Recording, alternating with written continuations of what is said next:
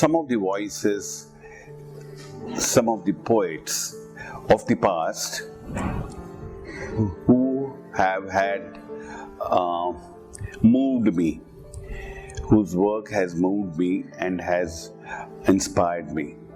The term past or tradition is often defined and as well as challenged by the idea of change, and there's a constant tension between the process of change and flux and stasis, or the idea of something, the idea of tradition. These works are an attempt, as I said, an endeavor to perhaps reapprise and relook at this idea. Over the years, as I have said earlier, I have been moved immensely over a period of time when I've come across certain lines of poetry and work by different medieval poets. Well, Karekal Amma, Akmahadevi, Lal Led, Andal, to name a few, were some of the poets whose work I'm very familiar with and who have kind of entered my life and my work with their moving imagery, with the idea of human life. The idea as to who were these poets,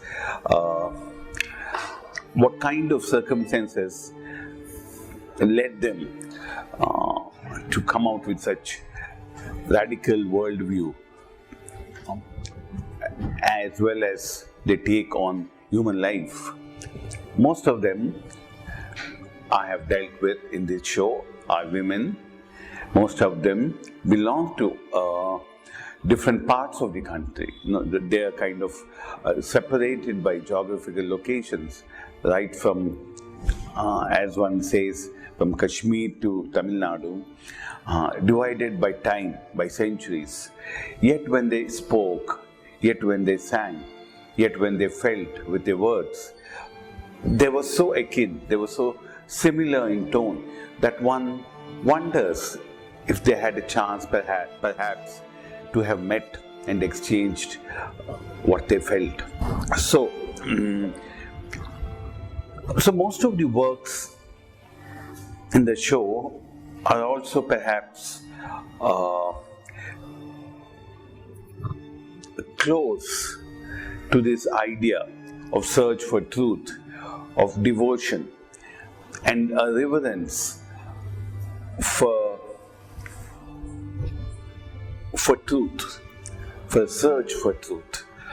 All of them have searched for the idea of truth in their own ways.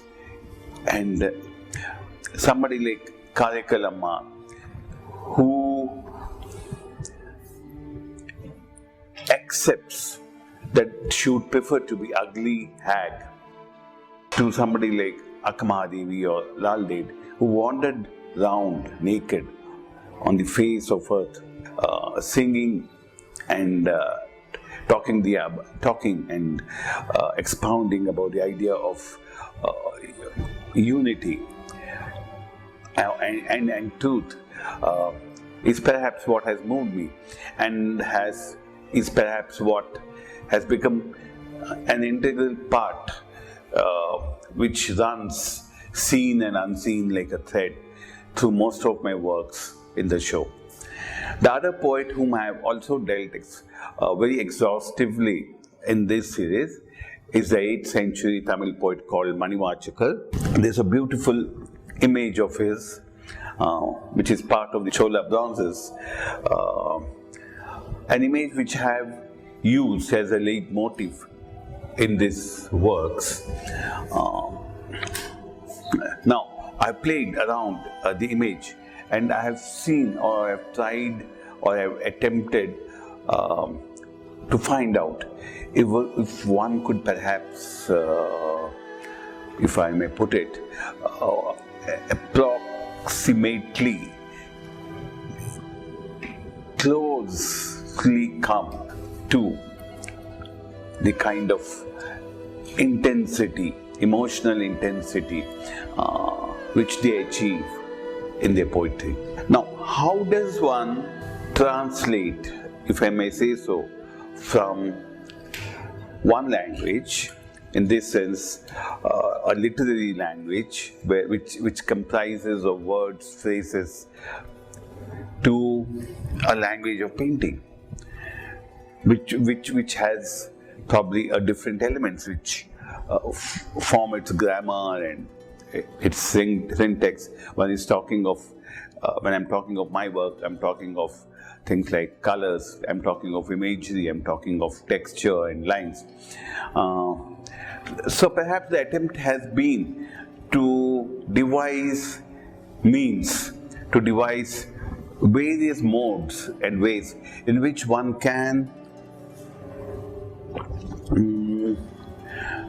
perhaps see if this kind of emotional intensity, which can be expressed through words or a phrase, can be transferred into the idea of paint, into the idea of line.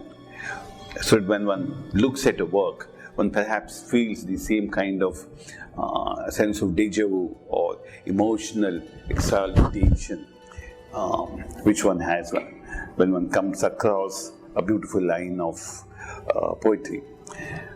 So these are some of the issues I was grappling with in the show. Hence, I'm aware of the fact that perhaps there seems to be an overall lack of stylistic consistency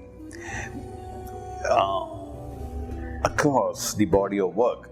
But then perhaps that is so intentional that could not be avoided, because there are different ways one tries of saying the same thing. There are different modes of, if I may use to say, to express devotion, and that I suppose should be obvious too.